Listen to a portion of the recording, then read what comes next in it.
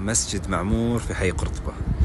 تابعوا سنابات وسجلوا التفاصيل المميزة في هذا المسجد. أتمنى أمنية كل مسجد نفس هذا المسجد. هذا مو جامع، هذا مسجد صغير داخل حي ممتاز، وهذا أول نموذج سووه قبل 7 سنوات. تخيلوا 7 سنوات، شوفوا كيف الترتيب، وكأنه يعني جديد المسجد. 7 سنوات. ليش؟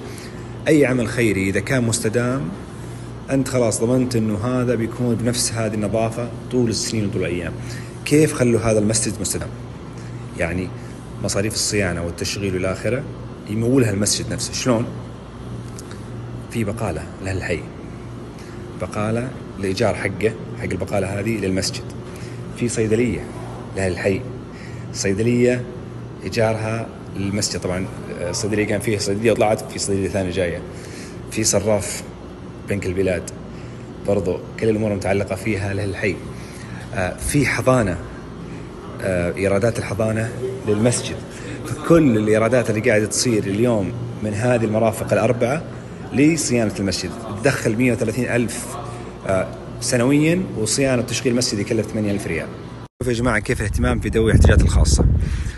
مواقف مخصصة لهم، طبعا هذه في كل المساجد واغلبها، بس شوف كيف المواقف مخصصة لهم. المدخل ذوي الاحتياجات الخاصة ما في أي ارتفاع بينه وبين الشارع، نفس المستوى، يدخل مباشرة. ذوي الاحتياجات البصرية اللي عندهم إعاقة بصرية، مخطط براين يمشي لين يدخل المسجد، بوريكم بعد شوي. اللي ما يسمع، المنارة إذا جاء وقت الأذان تغير لونها، فبالتالي يقدر يشوف دخل وقت الصلاة أو لا. مواقف مخصصة للسياكة عشان التشوه البصري، فيمشي ذوي الإعاقة البصرية مع مخطط براين لين يدخل.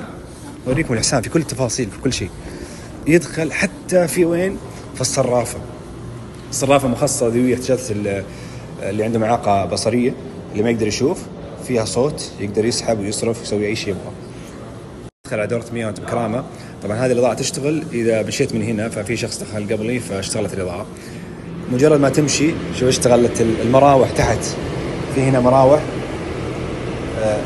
شوف من الجهة هذه في مراوح، فتنشف الأرجل لين تدخل المسجد.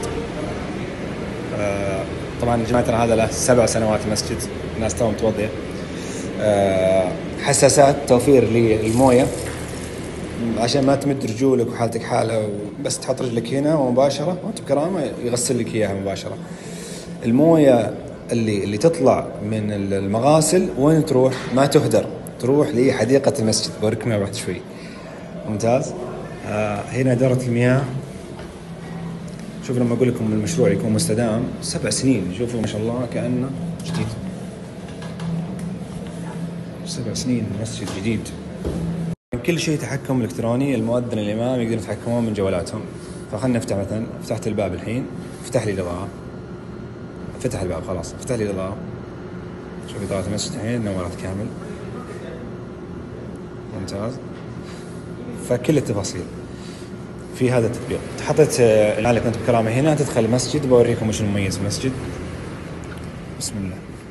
شوفوا يا جماعة، مسجد هذا مو جامع، قلت لكم مسجد حي عادي. هذه حديقة اللي قلتها قبل شوي، وقت صلاة الظهر والعصر. هناك حديقة بعد، وقت صلاة الظهر والعصر ما يشغلون اللمبات لأن إضاءة الشمس تدخل، فيوفر طاقة. هذا رقم 1.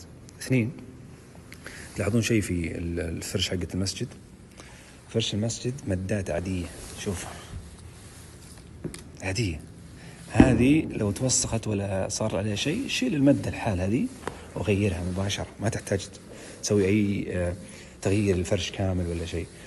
2، الفواصل اللي بينها هذه عشان تعالج مشكلة الممرات طبعا، وتعالج مشكلة الكراسي. اللي يصلون في مسجد يعرفون عندنا مشكلة دائما في يجيك واحد جايب كرسي يغطي على الكرسي اللي بعده، فخلاص هذا يصير جالس على نفس المسار حق الكرسي. الشاشات تشوفون هذه فيها كل الأمور المتعلقة بالمسجد. لكن وقت الصلاة مباشرة تحول الشاشة هذه لونها أسود علشان ما تأثر على المصلين. مباشرة وقت الصلاة إلكترونيا بدون تدخل.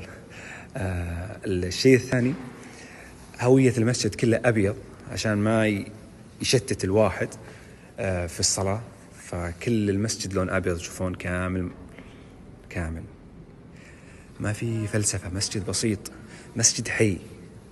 تلاحظون شيء، المسجد ما في ولا باب إلا هذا الباب، والهدف أنه من هذا المسجد باختصار الرؤية حقتهم أنه المسجد عبارة عن مجمع للحي، في ترابط، في يعني ألفة بينهم، في اجتماع، فمدخل واحد. فلو حطيت أكثر من مدخل بيتفرقون، بعضهم ممكن ما يعرف بعض، فكلهم يدخلون من نفس هذا المدخل ويستفيدون من المرافق العامة، البقالة والصيدلية والصرافة والحضانة وإلى آخره. بوريكم شيء ثاني. هذا مسجد إيش؟ أو هذا مصلى إيش؟ هذا مصلى النساء. دائما مساجد مصلى النساء تلقاهم يحطونها في دور ثاني، ولا يحطون لهم مساحة صغيرة، ولا هذا مصلى نساء ويستخدم استخدامات كثير. شوفوا ولا اللمبات ما حد قال شيء.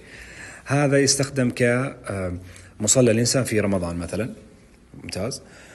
شوفوا مقابل الحديقة، فأنت تصلي منظر قدامك يفتح النفس، ما أنت مكتوم، ممتاز. خلصت الصلاة تنشال الفرش هذه على طول مثلا، يصير في عندهم واحد من أهل الحي يستخدمه كملكة، يستخدموه ترى كعزة لا سمح الله. في مثلا دورة تدريبية، عندك شاشاتك، عندك تفاصيلك، عندك كل شيء. مجلس الحي كل شهر يجتمعون هنا في هذا الجمعة، يجتمعون يحطون كراسيهم طاولاتهم قهوة وشاي وسوالف، يجتمعون.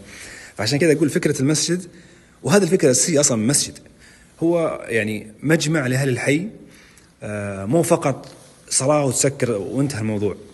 طب خلينا نروح نشوف غرفة إمام المسجد. أنا ملقوب قاعد أفتح الأبواب، قلت لهم وروني كل شيء، وروني. هذه مثلا غرفة إمام المسجد أو مكتبة، زي أي مكتب ثاني، ما في شيء مختلف. لكن وش اللي مختلف بالنسبة لي؟ هذه المبخرة، يبخر، يحط الطيب هنا عن طريق هذا المروحة، يوصل كل المسجد، يبخر المسجد في أقل من دقيقة مباشرة، موصلية توصيل كامل المسجد. مثلا هذه الأم جاية وبنتها طالعين من المسجد رايحين لبيتهم، أخذين أغراضهم من البقالة. هذا المسجد ترى صدق، المسجد هذا استخدامه يعني مو بس نص ساعة وخلاص نختفي. طالع المسجد في شاشة هنا، الشاشة هذه فيها جروب الواتساب، تقدر تدخل مباشرة، إعلانات بشكل عام، واتساب لأهل الحي، يدخلونك في جروبهم، تواصل معهم، تشوف جماعاتهم، تشوف دوراتهم، تشوف كل شيء. زين. هنا في شيء لفت انتباهي، هذا أول جهاز انعاش القلب بعد مكة والمدينة يكون في مسجد، ومدرب عليه حقين البقالة، حقين الصيدلية، وإمام المسجد المؤذن. لا سمح الله صار شيء الواحد في المسجد من النساء والرجال أو من أهل الحي يستخدم، فصراحة إحسان. معلومة شاطحة، البقالة اللي يملكها أرملة موجودة في نفس الحي، عندها بقالتين، هي اللي تملكها، وهي اللي تتواصل مع الحي، تسألهم وش يحتاجون، وش ما يحتاجون، وش أضيف وش ما أضيف. فالدخل اللي يدعم المسجد هو جانب تجاري من أحد من أهل الحي، فالمستفيد نفس المرأة، والمستفيد المسجد، والمستفيد أهل الحي. فمبسوط أنا واضح أنه مبسوط، أحب المشاريع اللي زي كذا، هذه شيء رهيب، الكل مستفيد. هذه حضانة بدايات في المسجد، شوفوا يعني الأطفال اسمعهم. هذه حضانة جوا المسجد، مطبخ،